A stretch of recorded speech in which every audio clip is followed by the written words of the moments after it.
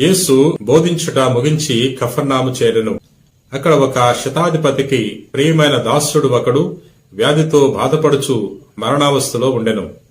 ఆ శతాధిపతి యేసును గూర్చి విని యూదుల పెద్దలను ఆయన వద్దకు పంపి తన దాసుని స్వస్థపరప రమ్మని కోరెను.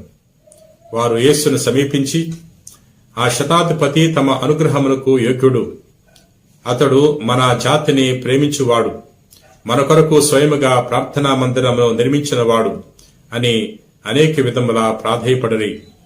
యేసు వారితో బయలుదేరను.